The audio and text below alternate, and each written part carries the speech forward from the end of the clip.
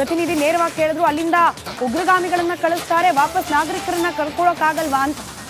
ಮತ್ತೊಂದು ಕಡೆ ಯುದ್ಧದ ಭೀತಿ ಮಧ್ಯೆ ಪ್ರವಾಸಿಗರ ದಂಡು ಹರಿದು ಬರ್ತಾ ಇದೆ. ಪಹಲ್ಗಾಮ್ನ ಮತ್ತೆ ಚಿಗುರಿಕೊಳ್ತಾ ಇದೆ ಜಮ್ಮು ಕಾಶ್ಮೀರದ ಪ್ರವಾಸೋದ್ಯಮ.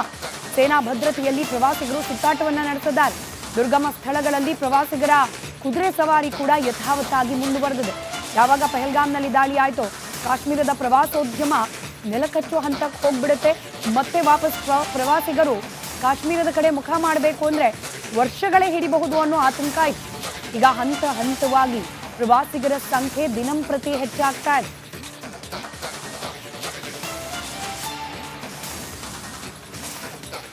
ಡೀಟೇಲ್ಸ್ನೊಂದಿಗೆ ನನ್ನ ಕಲೀಗ್ ರಂಜಿತ್ ಶಿರಿಯಾರ್ ನೇರ ಸಂಪರ್ಕದಲ್ಲಿದ್ದಾರೆ. ರಂಜಿತ್, ಪ್ರವಾಸೋದ್ಯಮ ಚಟುವಟಿಕೆಗಳು ಮುಂದುವರೆದಿದೆ. ಜನ ಒಂದಷ್ಟು ಆತಂಕವನ್ನ ದೂರ ಮಾಡಿ ಭಾರತೀಯ ಸೇನಾಪಡೆಯ ಮೇಲೆ ನಂಬಿಕೆ ಇಟ್ಟು ವಾಪಸ್ ಕಾಶ್ಮೀರದ ಕಡೆಗೆ ಮುಖ ಮಾಡ್ತಿದ್ದಾರೆ. ಸದ್ಯಕ್ಕೆ ಅಲ್ಲಿನ ಪರಿಸ್ಥಿತಿ ಚಿತ್ರಣ, ನೀವು ಕೂಡ ಕುದುರೆ ಸವಾರಿ ಮಾಡ್ತಿದ್ದೀರಿ, ಸೊ ಏನ್ ಹೇಳ್ತಾರೆ ಅಲ್ಲಿನ ಪ್ರಮುಖವಾಗಿ ಕುದುರೆ ಸವಾರಿ ನಡೆಸೋರು, ಅಲ್ಲಿನ ಸ್ಥಳೀಯರು ಏನ್ ಹೇಳ್ತಿದ್ದಾರೆ ಅಂತ? ಖಂಡಿತವಾಗ್ಲೂ ಕೂಡ ಸ್ಮಿತಾ, ನೋಡಿ, ಪ್ರತಿ ಕ್ಷಣವೂ ಕೂಡ ಆತಂಕದ ವಾತಾವರಣ ಇಲ್ಲಿ ಸೃಷ್ಟಿಯಾಗಿದೆ. ಅದರ ನಡುವೆ ಬರುವ ಪ್ರವಾಸಿಗರ ಸಂಖ್ಯೆಯೂ ಕೂಡ ಈಗ ನಿಧಾನವಾಗಿ ಏರಿಕೆ ಆಗ್ತಾ ಇದೆ. ನೋಡಿ, ಕೆಲವು ಸೂಕ್ಷ್ಮ ಪ್ರದೇಶಗಳಿಗೆ ಹೋಗಬೇಕಾದ್ರೆ ಇಲ್ಲಿ ಕುದುರೆ ಮೂಲಕ ಹೋಗಬೇಕು, ಬೇರೆ ಯಾವುದೇ ಇಲ್ಲಿ ರಸ್ತೆ ಇಲ್ಲ ಅಥವಾ ಯಾವುದೇ ವಾಹನಗಳು ಕೂಡ ಇಲ್ಲಿ ಹೋಗೋದಿಲ್ಲ. ಹಾಗಾಗಿ ಕುದುರೆ ಮೂಲಕ ಹೋಗುವಂಥ ದುರ್ಗಮ ಹಾದಿಯಲ್ಲಿ ನಾವು ಕೂಡ ಈಗ ಹೋಗ್ತಾ ಇದ್ದೀವಿ. ಮೊನ್ನೆ ಪಹಲ್ಗಾಮ್ನಲ್ಲಿ ಕಣಿವೆ ರಾಜ್ಯ ಕಾಶ್ಮೀರದಲ್ಲಿ ಈ ಪ್ರವಾಸಿ ತಾಣಗಳಿಗೆ ಹೋಗಬೇಕು ಅಂತೇಳಿ ಹೇಳಿದರೆ ಕೆಲವು ದುರ್ಗಮವಾದಂಥ ಹಾದಿಗಳಲ್ಲಿ ನಡೆದುಕೊಂಡು ಹೋಗೋದಕ್ಕೆ ಸಾಧ್ಯವಿಲ್ಲ. ಹಾಗಾಗಿ ಕುದುರೆಗಳ ಮೂಲಕ ಹತ್ಕೊಂಡು ಹೋಗಬೇಕಾದಂತಹ ಅಲ್ಲಿನ ಹಾದಿ ಇರುತ್ತೆ. ಹಾಗಾಗಿ ನೋಡಿ, ನೀವು ಗಮನಿಸ್ತಾ ಇದ್ದೀರಲ್ಲ, ಇಲ್ಲಿ ಒಂದು ಸೂಕ್ಷ್ಮವಾದಂಥ ಪ್ರವಾಸಿ ತಾಣಕ್ಕೆ ಬಂದಿರುವಂಥ ಪ್ರವಾಸಿಗರು ಕುದುರೆಗಳನ್ನು ಹತ್ತಿಕೊಂಡು ಕೂತ್ಕೊಂಡಿದ್ದಾರೆ. ಇದೇ ರೀತಿಯ ಕುದುರೆಗಳನ್ನು ಕರೆದುಕೊಂಡು ಹೋಗುವಂಥ ಕುದುರೆಯನ್ನು ಸವಾರಿ ಮಾಡಿಸುವಂಥ ಇಲ್ಲಿರುವಂಥ ಸಿಬ್ಬಂದಿ ಏನಿದ್ದಾರೆ, ಒಂದು ಕೈಯಲ್ಲೊಂದು ಒಂದು ಬೆತ್ತವನ್ನು ಹಿಡ್ಕೊಂಡು ಕುದುರೆಗಳನ್ನು ಮಾರ್ಗವಾಗಿ ಕರೆದುಕೊಂಡು ಹೋಗ್ತಾರೆ. ಸುಮಾರು 7-8 ಕಿಲೋಮೀಟರ್ಗಳ ಕಾಲ ಕುದುರೆ ಮೇಲೆ ಕೂತ್ಕೊಂಡು ಹೋಗಬೇಕು. ಈ ಕುದುರೆಗಳ ಮೇಲೆ ಕೂತ್ಕೊಂಡು ಹೋಗಿಲ್ಲ ಅಂತ ಹೇಳಿದ್ರೆ ಅಲ್ಲಿ ಆ ಒಂದು ಕಣಿವೆಯಲ್ಲಿ ನಡ್ಕೊಂಡು ಹೋಗ್ಲಿಕ್ಕೆ ಆಗೋದಿಲ್ಲ. ಹಾಗಾಗಿ ಬಂದಿರುವಂಥ ಪ್ರವಾಸಿಗರು ಬಹುತೇಕ ಎಲ್ಲರೂ ಕೂಡ ಕುದುರೆ ಮೇಲೆ ಹೋಗ್ತಾರೆ. ಆ ಕುದುರೆಗೆ ಬಹುತೇಕ ಸುಮಾರು ಒಂದು 800ರಿಂದ 900 ರೂಪಾಯಿ ಇರುತ್ತೆ ಒಂದು ಸವಾರಿಗೆ ಹೋಗಿ ಬರೋದಕ್ಕೆ. ಆ ಸವಾರಿ ಮಾಡಿಸುವಂಥ ಸಿಬ್ಬಂದಿ ಅವರನ್ನ ಡೈರೆಕ್ಷನ್ ಆಗಿ ಕರ್ಕೊಂಡು ಹೋಗ್ತಾರೆ. ಯಾವ ಜಾಗಕ್ಕೆ ಹೋಗಬೇಕು, ಪೀಕ್ಗೆ ಹೋಗ್ಬೇಕೆಲ್ಲ ಕರ್ಕೊಂಡು ಹೋಗ್ತಾರೆ. ಸದ್ಯಕ್ಕೆ ಕೆಲವು ಸ್ಥಳಗಳಲ್ಲಿ ಈಗ ಭಯೋತ್ಪಾದಕರ ಕರಿನೆರಳಿದ್ರೂ ಕೂಡ, ಭಯೋತ್ಪಾದಕರ ಹಿಟ್ ಲಿಸ್ಟ್ನಲ್ಲಿದ್ದರೂ ಕೂಡ ಕೆಲವು ಸ್ಥಳಗಳಲ್ಲಿ ಈಗ ಪ್ರವಾಸಿಗರ ಒಂದು ಹರಿವು ಕೂಡ ಈಗ ಹೆಚ್ಚಾಗಿ ಕಾಣಿಸ್ತಾ ಇದೆ. ಎಲ್ಲ ಕಡೆಗಳಲ್ಲೂ ಕೂಡ ಸೇನೆ ಅಲ್ಲಿ ಬಂದೋಬಸ್ತನ್ನು ನೀಡ್ತಾ ಇದೆ, ಕಟ್ಟೆಚ್ಚರವನ್ನು ನೀಡ್ತಾ ಇದೆ. ಒಂದೇ ಮಾರ್ಗವಾಗಿ ಒಂದಾದ ನಂತರ ಒಂದು ಕುದುರೆಗಳ ಮೂಲಕ ನಡೆದುಕೊಂಡು ಹೋಗ್ತಾರೆ. ಕುದುರೆಗಳನ್ನು ಓಡಿಸ್ಕೊಂಡು ಹೋಗೋರು ಕೆಳಗಡೆ ಇರ್ತಾರೆ, ಅನಂತರ ಮೇಲ್ಗಡೆ ಹೋಗಿ ಕೆಳಗಡೆ ಬರ್ತಾರೆ.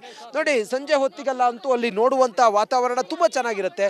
ಹಾಗಾಗಿ ಅವ್ರನ್ನ ಕರ್ಕೊಂಡು ಹೋಗ್ತಾರೆ. ಒಂದೊಂದು ಟೀಮ್ ಬಂದಿರುತ್ತೆ, ಬಂದವರನ್ನ ಕುದುರೆಗಳ ಮೇಲೆ ಹತ್ತಿಸ್ಕೊಂಡು ಕರ್ಕೊಂಡು ಹೋಗುವಂಥ ದೃಶ್ಯವನ್ನು ತಾವು ನೋಡ್ತಾ ಇದ್ದೀರಿ. ಚಿಕ್ಕ ಮಕ್ಕಳು ಕೂಡ, ಮೊನ್ನೆ ಪಹಲ್ಗಾಮ್ನಲ್ಲೂ ಕೂಡ ಹಿಂಗೆ ಆಗಿದ್ದು.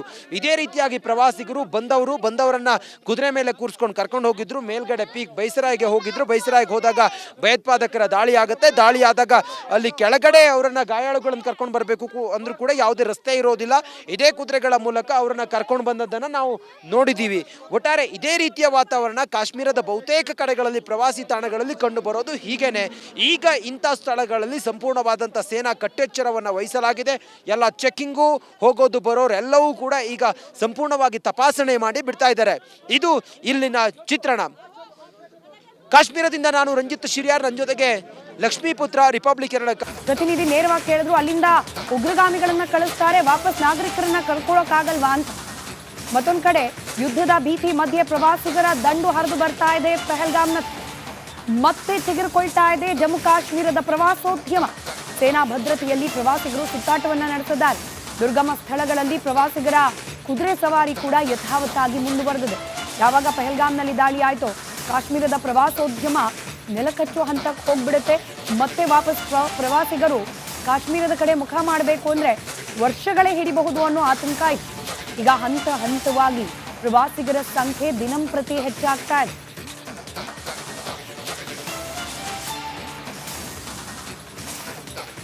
ಡೀಟೇಲ್ಸ್ನೊಂದಿಗೆ ನನ್ನ ಕಲೀಗ್ ರಂಜಿತ್ ಶಿರಿಯಾರ್ ನೇರ ಸಂಪರ್ಕದಲ್ಲಿದ್ದಾರೆ. ರಂಜಿತ್, ಪ್ರವಾಸೋದ್ಯಮ ಚಟುವಟಿಕೆಗಳು ಮುಂದುವರೆದಿದೆ.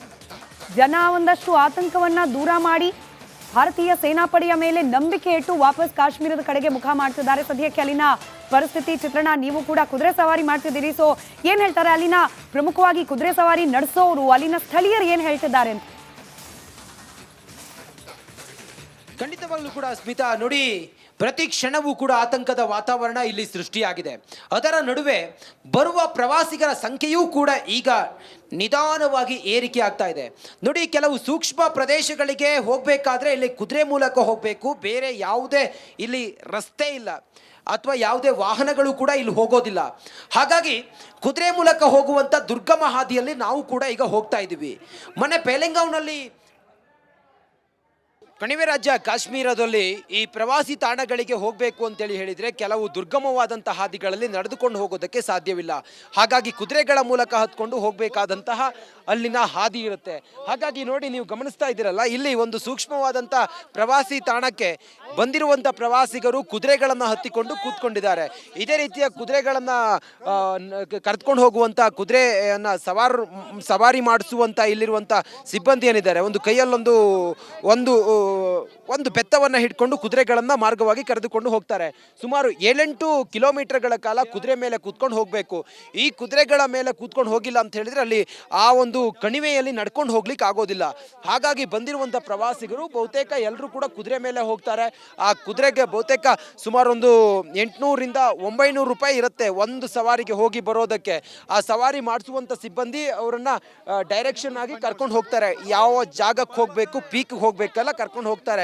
ಸದ್ಯಕ್ಕೆ ಕೆಲವು ಸ್ಥಳಗಳಲ್ಲಿ ಈಗ ಭಯೋತ್ಪಾದಕರ ಕರಿನೆರಳಿದ್ರೂ ಕೂಡ, ಭಯೋತ್ಪಾದಕರ ಹಿಟ್ ಲಿಸ್ಟ್ ನಲ್ಲಿ ಇದ್ರೂ ಕೂಡ ಕೆಲವು ಸ್ಥಳಗಳಲ್ಲಿ ಈಗ ಪ್ರವಾಸಿಗರ ಒಂದು ಹರಿವು ಕೂಡ ಈಗ ಹೆಚ್ಚಾಗಿ ಕಾಣಿಸ್ತಾ ಇದೆ.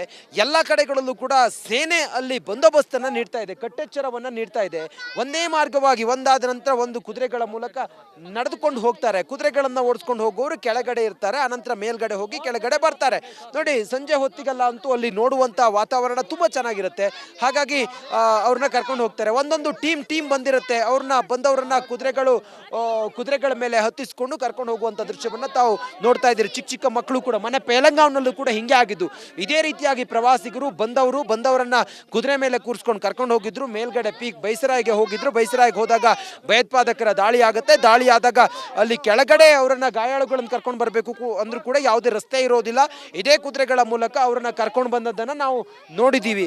ಒಟ್ಟಾರೆ ಇದೇ ರೀತಿಯ ವಾತಾವರಣ ಕಾಶ್ಮೀರದ ಬಹುತೇಕ ಕಡೆಗಳಲ್ಲಿ ಪ್ರವಾಸಿ ತಾಣಗಳಲ್ಲಿ ಕಂಡು ಬರೋದು ಹೀಗೇನೆ. ಈಗ ಇಂಥ ಸ್ಥಳಗಳಲ್ಲಿ ಸಂಪೂರ್ಣವಾದಂಥ ಸೇನಾ ಕಟ್ಟೆಚ್ಚರವನ್ನು ವಹಿಸಲಾಗಿದೆ. ಎಲ್ಲ ಚೆಕ್ಕಿಂಗು, ಹೋಗೋದು ಬರೋರು ಎಲ್ಲವೂ ಕೂಡ ಈಗ ಸಂಪೂರ್ಣವಾಗಿ ತಪಾಸಣೆ ಮಾಡಿ ಬಿಡ್ತಾ ಇದ್ದಾರೆ. ಇದು ಇಲ್ಲಿನ ಚಿತ್ರಣ. ಕಾಶ್ಮೀರದಿಂದ ನಾನು ರಂಜಿತ್ ಶಿರ್ಯಾರ್, ನನ್ನ ಜೊತೆಗೆ ಲಕ್ಷ್ಮೀಪುತ್ರ.